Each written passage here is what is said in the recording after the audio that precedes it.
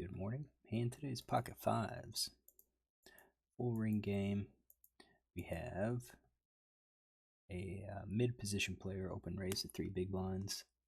And then we have cutoff that calls. And we're in the big blinds. We have 115 hands on the pre-flop raiser. He's playing 29-18. Mid position raise first in is 30%. He's definitely playing loose aggressive. Early mid position, he's more likely to raise than he is to limp in. You can see, let's see here, I do have a limp first in. It doesn't seem to limp, so raise or call probably. But he's playing 30%. Could be, could be less than 30, could be a little bit more than 30. I think it's probably a little less than 30%, maybe like a 25% range. We'll give him all pocket twos. We'll give him those connectors. We'll leave like king 9, queen 9, suited king 9s in there. Maybe take out the jack 8, maybe take off those offsuit aces.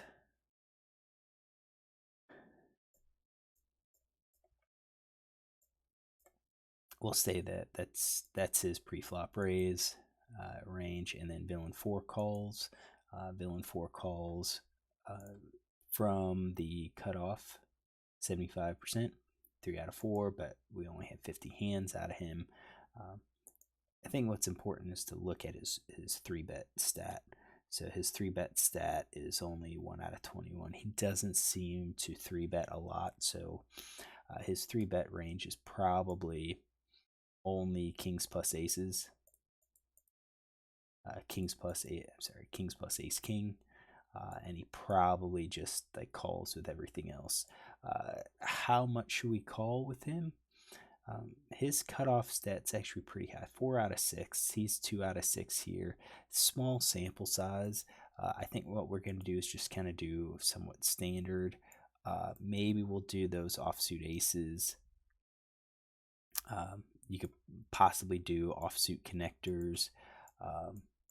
If anything, I think suited cards tend to call a little bit more. So ace suited kings, suited gappers. We'll throw in the queen 9 there as well. This might be a little tight, but I think we're gonna go with it. And then it's to us. We're facing a raiser and a caller, and the raise is from mid position. So you can see a 3-bet range is going to be pretty tight. I actually think we could probably loosen up and do a squeeze. His fold to 3-bet stats 50% after he raises. He didn't raise.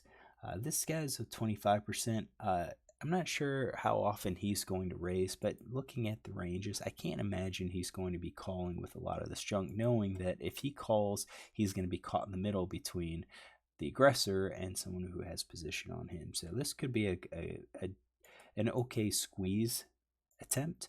The other thing we could think about with squeezing is if they call, how likely are they to fold to a c-bet? And we don't have a huge number of hands on villain 4. On villain 1, when he's actually called, he's folded 1 out of 7 when he's out of position. I don't think he's willing to fold on the flop, but he will on the turn. So I think you've got some argument to attempt to squeeze with a few more hands. So if we did those, maybe add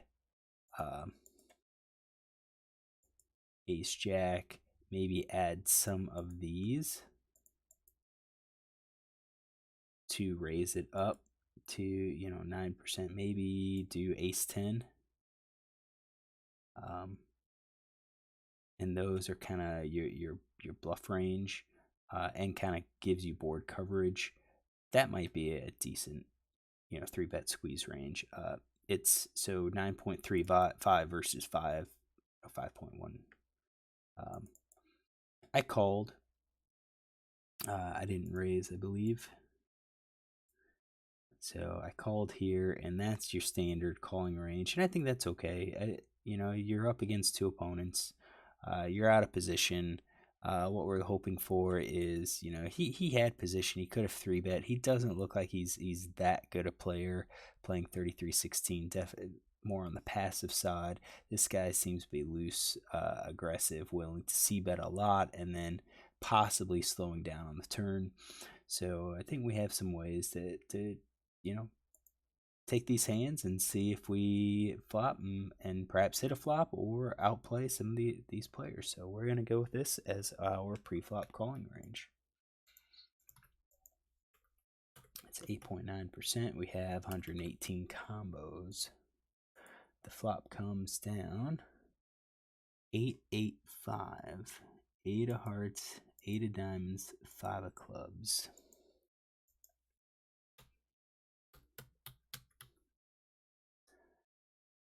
All right, so you can see that everyone has pocket pairs here, and everyone's going to have that 8 or could have connected with the 8. So what do? We're out of position.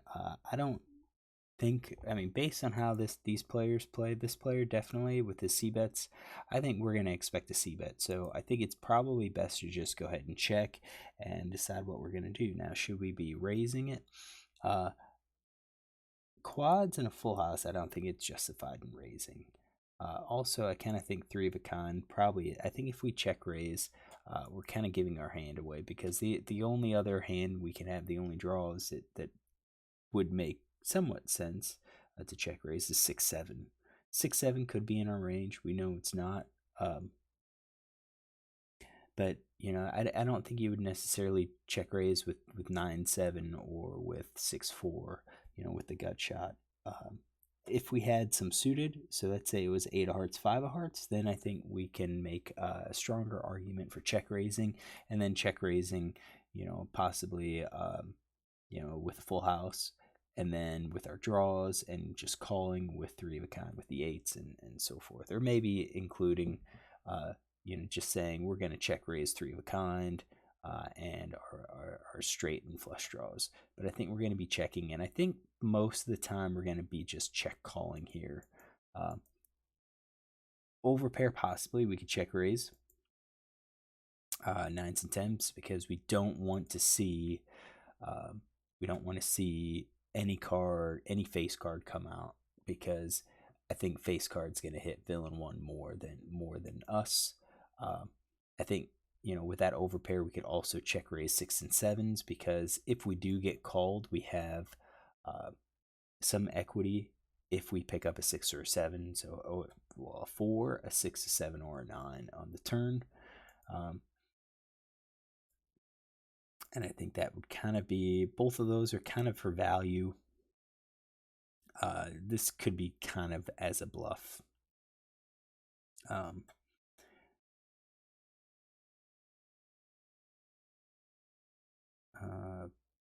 Pocket pair versus the board, I don't think I would necessarily check raise as if that would be at the bottom end.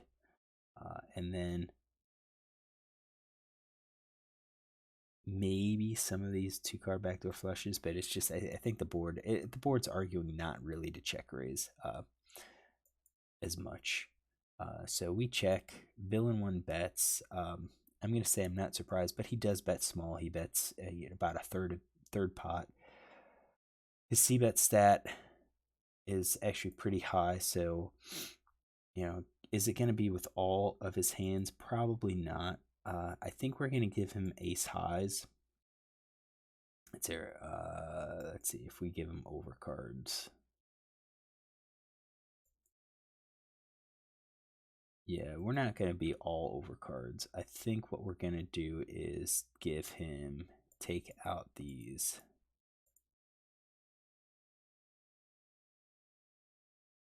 We'll leave the aces. I think we'll take out Jack 10, Queen 10. No, we'll leave Queen 10 and King 10.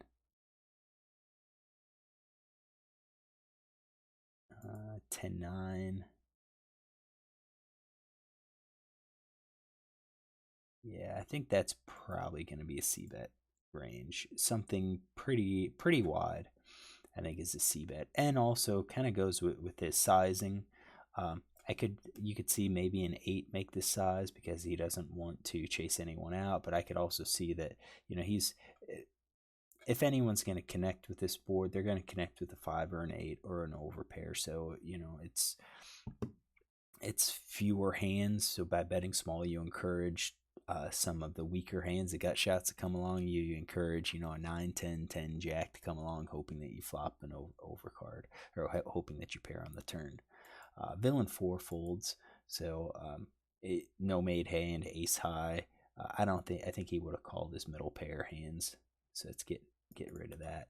And now it's on us, and I think that kind of gets. I don't think we want to check raise because we're unsure if his raise is indicative of strength or weakness. I think overall this is probably more towards weakness. Betting smaller. So I think we're going to be calling now. What do we call with? I think we're going to be calling with all of our premiums. I do think we're going to be calling with 6s and 7s. Again, I think we're going to give up a little bit of equity by just calling instead of raising the 9s and 10s and 6s and 7s. But I don't think we really have a whole lot of draws. 6s and 7s might actually be the draws. So that would be like 50-50. I think 4s we can just kind of fold, get away from it. And then question is, could we call with something else, something other as a draws? And yeah, I think so. With our 2-card backdoor flush draws, I'm not going to include 7/8, 8/9 because we're already going to include that. I think we could probably call with like ace queen, ace jack, ace 10 as some draws. I think we could do possibly, we would need runner if we did a 10-9, jack 9, jack 10. I don't think any of those are, like, if we catch a 9 or a 10 or a jack, I don't think any of those are likely to be the best hand. So I kind of think it would be like aces and kings maybe. That would be about the only overcards that we would call for our as just kind of balance off all of our decent hands. And with those hands, we're looking at if he checks again. If he checks the turn, we're gonna probably lead those on the river. Even if we don't, as long as the board like comes lower cards. So like if the board comes out with, let's say, a jack and he checks, and then the river's a 2 or 3 or 6 or something like that, then I think we lead out and we bet with those hands. So a little bit more value with our call. And I did call, so let's get these ranges. This is 47.2% is what we're going to call with. We've got 50 combos in our range. This player c-bet with 74.4. He's got 221 combos in his range. And you can see that we're ahead. And then 7 of clubs comes out. So that's one of those cards where if we did raise with the 6s or 7s, we would definitely continue with those. That helps our equity. All right, so we got 7 of clubs. Our range's equity is 62.4. His is 37.6. So we are looking good. Now, what should we do? Should we lead? Should we check? And I think this is a good kind of question of what we should do. What was Villain betting? I think Villain was betting a wide range, any pairs. And now the question is, if we bet, what kind of hands is he going to fold? What kind of hands would he continue with? I think he's, if we lead, I think he's continuing with all of his overpair plus hands. I think he's continuing with the flush draw. I think he's continuing with the open-ended straight draw. Maybe the gut shots, probably. We'll say no with the gut shots. Would he call with a middle pair with a 9, 7, 7, 6, 6, 5? maybe, because he might not believe that we actually have the 8, because in his mind it's like, why would we bet if we had the 8? Why not just check and let him bet again? It seems out of place. We're disrupted situation, so I think he's going to be calling with the middle pair, maybe even call with the 6. Well, he's already calling with the 6 because he would have the open-ended straight draw. So I think he's continuing 37.2%, which means he's folding a lot of the time. Now, if he changes that and doesn't believe us and calls with his overcards, now that's another story. So if he calls with the overcards, then we're not getting many folds, which means we shouldn't be betting a lot of our bluffs. So I mean, we could have flush draws, we have open and straight draws, we've got the gut sheds. I think what we do is we continue, we check, and if he checks behind, then on a favorable river card, then we make our play.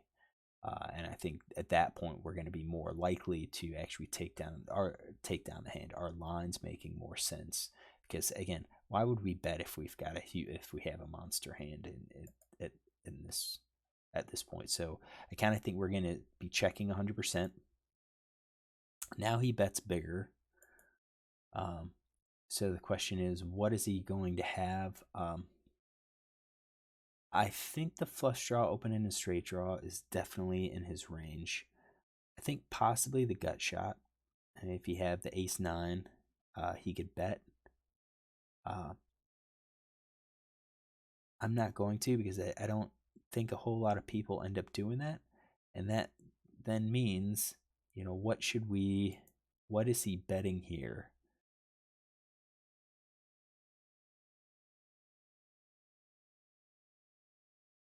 Middle pair, would a 7 bet that high? Maybe. I'm not sure if quads or a full house bet that high though. I think quads and full house still kind of bet a little bit smaller, because he did 33%, and then he sized up here to about 2/3.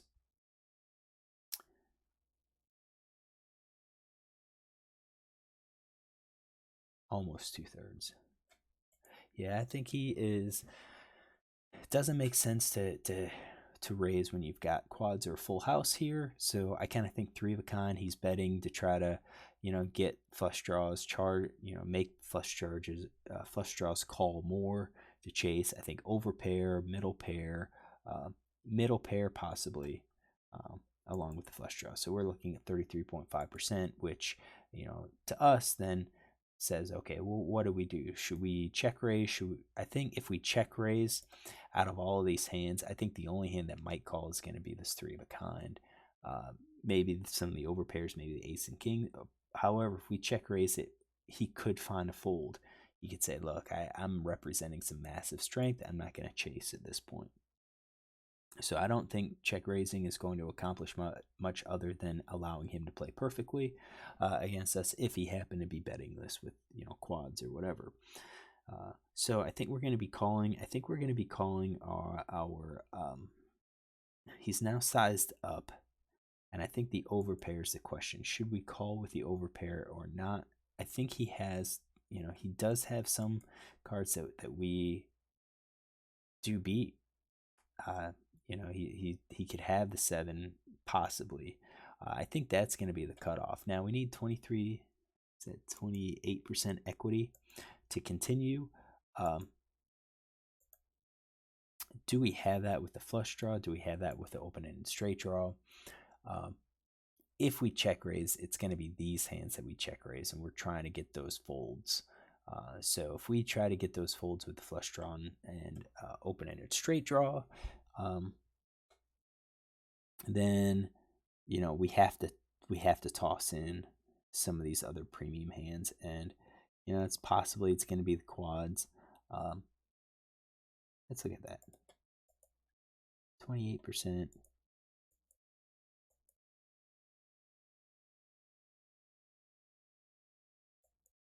We'll have too many check raises. So maybe we don't do the open-ended straight draw. Maybe we just do the flush draw, full house plus as our check raise. And we could do that a certain percentage of the time. Ooh, I kind of like this play better. check raise with that instead of check calling, and that means we can call with three of a kind over pair and try to get a little bit more value from somebody who's trying to bluff us. I think that's probably the play, because I don't think we're getting the odds to call here. I really don't. With 28%, right? We have to call 10 to win 26. We're at 2.6 to 1. You need at least 4 to 1 to chase that flush draw, almost 5 to 1 to chase a straight draw. We're not getting that with the flush draw, so just straight up, we can't continue with that flush draw. But check raising could be a play, and if we balance that with quads and full house, then it's about 50-50. Puts him at a tough spot, and it's possible that he might call with three of a kind, hoping that he fills up.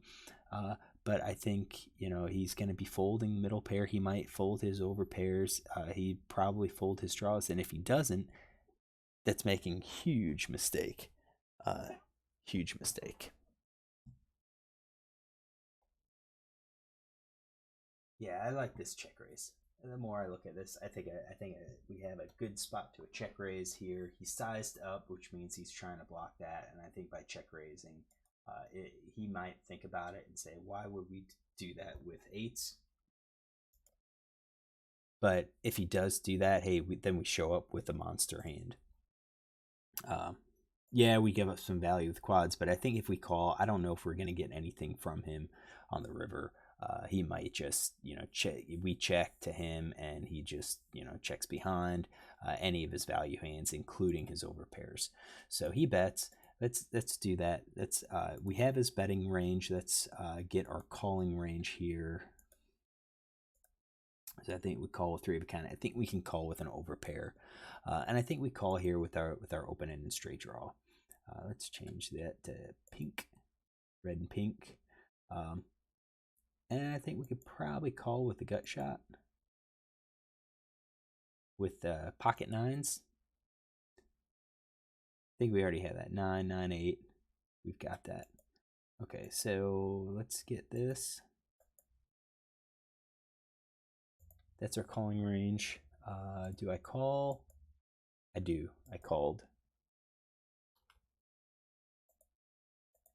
Which we still have a solid hand. We do have some solid hands in our range, but we still have some draws.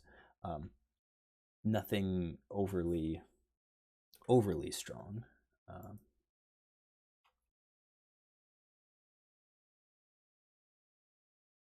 So we have, this is 33.5. We've got 72 combos, and now we have a river card of an ace of spades.